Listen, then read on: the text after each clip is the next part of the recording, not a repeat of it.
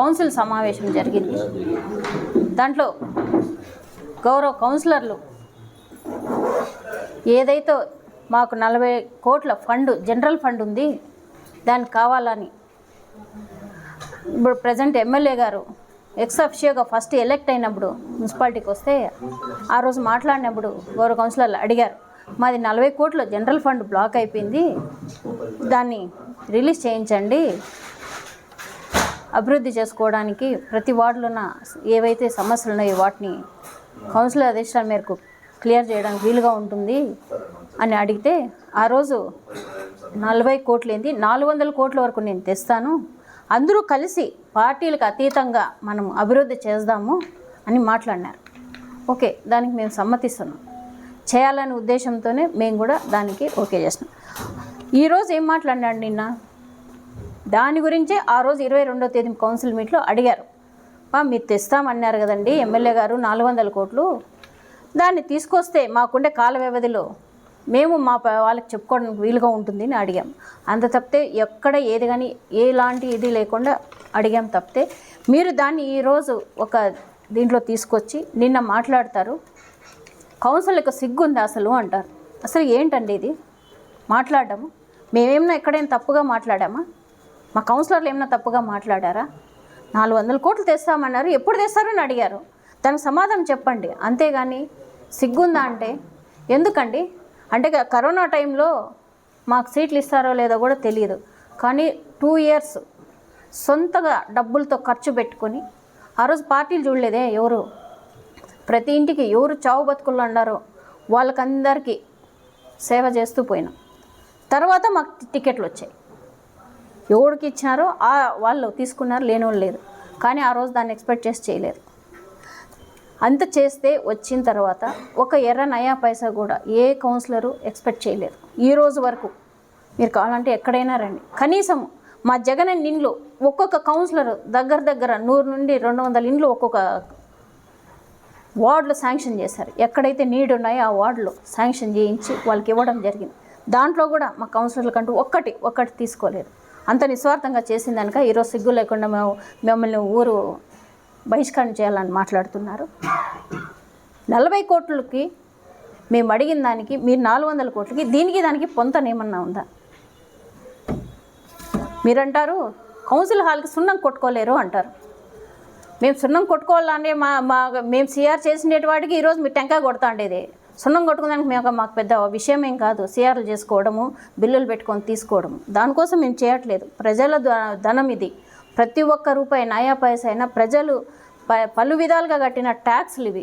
ఏదైనా కానీ వాళ్ళకే ఉపయోగపడాలనే ఆలోచనతో తీసిండేవి. దీంట్లో కూడా 32 కోట్లు రోడ్లు, డ్రైన్స్ డెవలప్ చేయడానికి మేము గతంలోనే ప్రతిపాదనలన్నీ చేయడం జరిగింది. అందులో 7 కోట్లు గుర్తుపెట్టుకోండి, 7 కోట్లు మా బిల్డింగ్ కట్టాలి అని శాంక్షన్ చేయడం జరిగింది.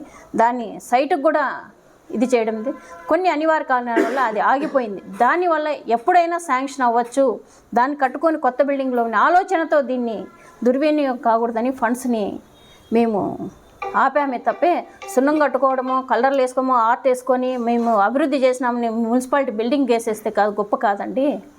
దయచేసి మీరు మాట్లాడేటప్పుడు మేము కూడా ఒక గౌరవ హోదాలో ఉండేవాళ్ళమే, మాకు ఒక గౌరవం ఉంటుంది.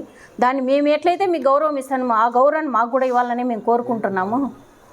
వీటన్నిటినీ కాకుండా ఈరోజు మీరు కొట్టే ప్రతి టెంకాయ కేవలం ప్రజల దగ్గర నుండి వచ్చిన ఫండు. ఏదైతే టెంకాయ కొట్టిన ప్రతి వార్డులో కౌన్సిలర్ అనేవాళ్ళు ఎవరైతే మున్సిపాలిటీకి తీసుకొచ్చి మా వార్డులో ఈ సమస్య ఉంది అని కౌన్సిల్కి తీసుకొస్తే అక్కడ కౌన్సిల్లో సిఆర్ చేసి ప్రతిపాదనల్ని చేసిన తర్వాతే కౌన్సిల్ కొండి ప్రతిపాదన వచ్చిన తర్వాత కౌన్సిలర్లు కాంట్రాక్టర్లకు పోయింది. కాంట్రాక్టర్ల ద్వారా వచ్చిన వాటికి ఈరోజు మీరు టెంకాయ కొడుతున్నారు తప్పితే ఎక్కడ కానీ 2024 నుండి ఈ రోజు వరకు దాదాపుగా 11 కోట్ల వరకు వర్కులు జరిగినాయి.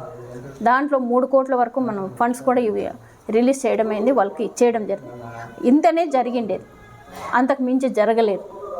మీరేమో 75 కోట్లు అంటారు, మరి ఎక్కడ జరిగిందో అది అనేదాన్ని కూడా మీకే వదులుతున్నాము.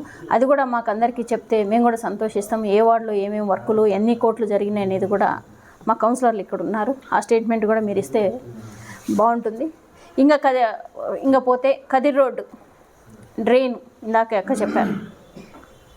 80 అడుగుల రోడ్ని 100 రోడ్లు ఉంది, 100 ఫీట్ వరకు మేమైతే 2022లోనే మాస్టర్ ప్లాన్ వస్తే ఇంప్లిమెంట్ చేయాలని వస్తే మా గౌరవ ఎంపీ గారు దాన్ని వద్దు, ఎందుకంటే వీటిలో చాలా ఇవి ఉన్నాయి, వీటిని రెక్టిఫై చేస్తే కానీ దీన్ని ఇంప్లిమెంట్ చేసేదానికి లేదు అని చెప్పి స్టాప్ చేయించారు. దాన్ని మీరు వచ్చి రాగానే ఇంప్లిమెంట్ చేశారు. దాంట్లో చూస్తే శాస్త్రీ వీధి ఎంత ఉందండి, దాన్ని 100 ఫీట్ పెట్టారు. 100 ఫీట్ని ఎట్లా చేయాలనేది మీరే చెప్పాలి. సిటిఎం రోడ్ని చూస్తే 100 ఫీట్ అంటారు. అంటే మీరు ఎట్లా పడితే మీ మాస్టర్ ప్లాన్ అట్లా తిప్పి మార్చుకునేసి మీరు ఇంచోట వదిలేస్తారా, గాలికి వదిలేస్తారా? అంటే బీద ప్రజలు ఎక్కడైనా ఇల్లు కట్టుకోవాలంటే మాస్టర్ ప్లాన్లో ఉంది, అక్కడ వరకు ఇది 10 అడుగులు వదిలేసి మళ్ళీ ప్లాన్ ఇస్తామంటారు. అంటే వాళ్ళది జాగా కాదా అది? వాళ్ళు డబ్బులు పెట్టి కొనుక్కోనరా? వీటన్నిటిని పరిగణలోకి తీసుకోవాలనే కదా ఆ రోజు ఆపేశారు మాస్టర్ ప్లాన్ని. మరి ఈరోజు ఇవన్నిటిని రెక్టిఫై చేసే కదా మీరు ఇంప్లిమెంట్ చేయాలి. మీరు చేసేసి ఈరోజు చూస్తే ఇట్లా మీకు నచ్చినట్టు మార్చుకుంటూ పోతున్నారు. తర్వాత మా ఎంపీ ఫండ్స్ కింద 5 కోట్లు వస్తాయి ఎంపీ ఫండ్స్, ఏం చేస్తున్నారు అని మాట్లాడతారు. మా ఎంపీ గురించి మాట్లాడడానికి నేను ఒక్కటే అడుగుతానండి. ఈరోజు ఇంతాకే అక్క అన్నీ చెప్పారు. ఒక మెడికల్ కాలేజ్ అయితే, కేంద్రీయ విద్యాలయం కావచ్చు, రోడ్లు హైవేస్ కావచ్చు, ఇన్ని కాకుండా తాగునీరుకి 2.5 కోటి ఇవ్వడం జరిగింది. మీరు ఇప్పుడు వెళ్తున్నారే అదేం గుట్టనా, అక్కడ చీకులు గుట్ట, ఎక్కడి నుండి వచ్చింది అది? మా ఎంపీ ఫండ్స్ చేస్తేనే వచ్చింది. కోళ్ళబైలు ఈరోజు ఫండ్స్ వచ్చింది. ఈరోజు రోడ్స్ మదనపల్లిలో తార్ రోడ్స్ 2 కోట్లకి వేయించారు. ఇవన్నీ ఎంపీ ఫండ్స్ కాదా?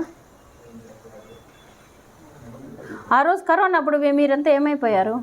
ఆక్సిజన్ సిలిండర్స్ లేక ప్రాణాలు గుప్పెడు గాల్లో ఎగురుతా అన్నప్పుడు సొంత నిధులతో ఫండ్స్ ఇచ్చాడండి. ఫండ్స్ ఇచ్చి సిలిండర్లు పంపించారు.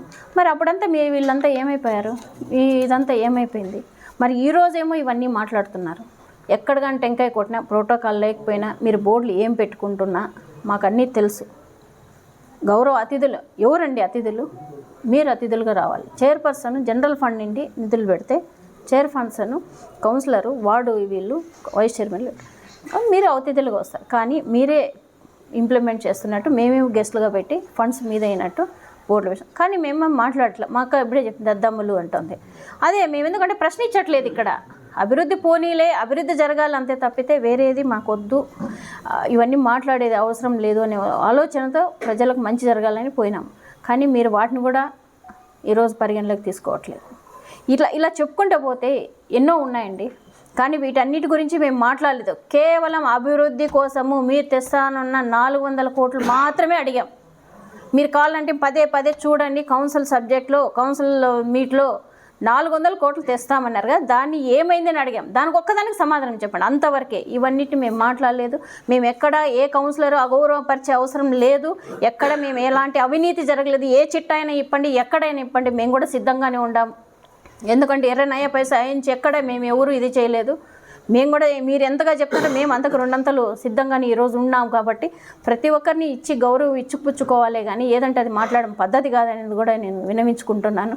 ఇది ఎంతవరకు నా అభివృద్ధి పరంగా బోడంటే ముందుకు రండి, లేదంటే మా వంతు మాకు వదిలేస్తే మేమున్నంత వరకు మా అభివృద్ధి మేమేదో చూపిస్తాం. అంతేగాని ఏదంటే అది మాట్లాడకూడదు అనేది కూడా